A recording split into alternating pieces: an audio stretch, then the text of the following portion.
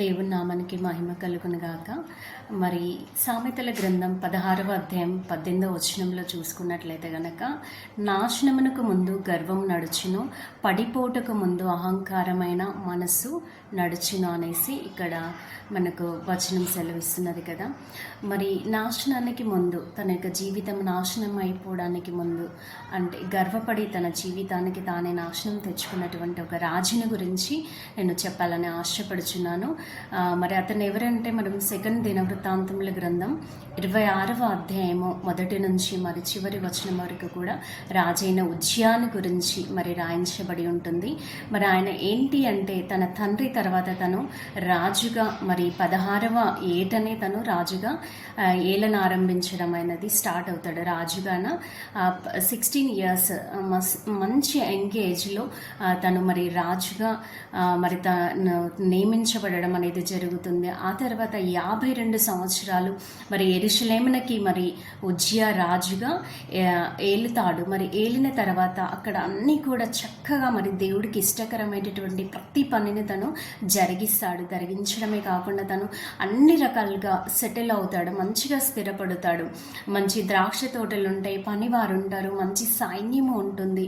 మరి దేవుడికి ఇష్టకరమైనటువంటి మరి యెరూషలేం పట్టణంలో ఆ యొక్క గుమ్మములు కావచ్చు, మరి అన్నీ కూడా అంటే 52 సంవత్సరాలలో తను చక్కగా తన యొక్క దేవుడు తనకి ఏదైతే అప్పచెప్పినటువంటి పని ఉంటుందో దాన్ని సమర్థవంతంగా చేసినటువంటి ఒక రాజుగా మంచి పేరు తెచ్చుకుంటాడు. అయితే మరి అదే సెకండ్ దినవృత్తాంతముల గ్రంథం 26వ అధ్యాయము 16వ వచనంలో ఒక మాట ఉంటుంది. ఏంటి అంటే, అయితే అతడు స్థిరపడిన తర్వాత మనసునందు గర్వించి చెడిపోయిన అనేసి ఆ యొక్క 16వ వచనంలో రాయించబడి ఉంటుంది. మరి ఏంటి అంటే, మరి ఉజ్జియా ఏం చేశాడు? 52 సంవత్సరాలు కూడా చక్కగా తన రాజుగా తను చేయాల్సినటువంటి ప్రతి పనిని చక్కగా దేవుడికి ఇష్టకరంగా చేశాడు.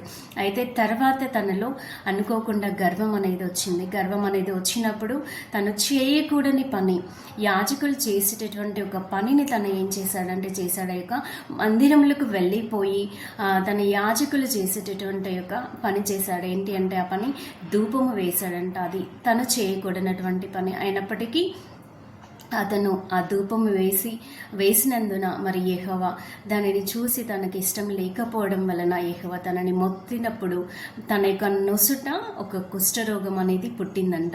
ఆ కుష్ఠరోగం అనేది ఎప్పటి వరకు ఉన్నదని మనం ఆ కింది వచనాలను కనుక చదివితే గనక, తన మరణ దినము వరకు ఆ యొక్క కుష్ఠరోగము అతనికి ఆ కుష్ఠరోగము మరణం వరకు కూడా ఆ కుష్ఠరోగం పోనట్టుగా మనము గమనించవచ్చు. అంటే మరి 52 సంవత్సరాలు మరి చక్కగా తన యొక్క రాజుగా అప్పచెప్పిన పని ఏదైతే ఉందో, దేవుడు నమ్మకస్తునిగా, దేవునికి నమ్మకమైనటువంటి ఒక రాజుగా చేశాడు.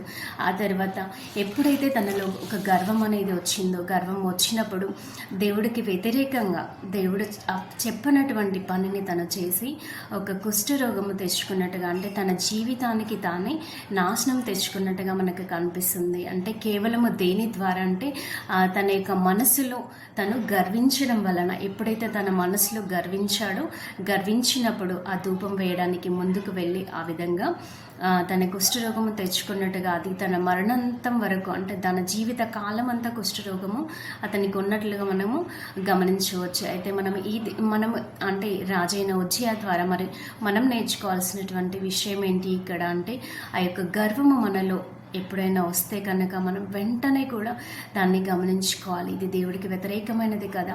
మరి గర్వం అనేది మన జీవితాన్ని నాశనంలోకి తీసుకెళ్తుందని మనం గమనించుకొని, మన ఆత్మీయ జీవితానికి కావచ్చు, మన లోకానుసరమైన జీవితానికి కావచ్చు, కానీ మనం కుష్ఠరోగం తెచ్చుకునే వారంగా మనము ఉండకూడదు. ఎందుకంటే దేవుని మాట సెలవిస్తున్నది ఏంటి అంటే, దీన మనస్సులై అనే ఒక బలిష్టమైన చేతి కింద దీన మనస్సు కలిగి ఉంటే తగిన సమయమందు ఆయన మనల్ని హెచ్చించేవాడుగా ఉన్నాడు. కాబట్టి దేవుడు మనం దీన మనస్సు కలిగి ఉండటానికి దేవుడు ఇష్టపడుతున్నాడు. కాబట్టి మనం కూడా అట్టి రీతిలో ఉందాము.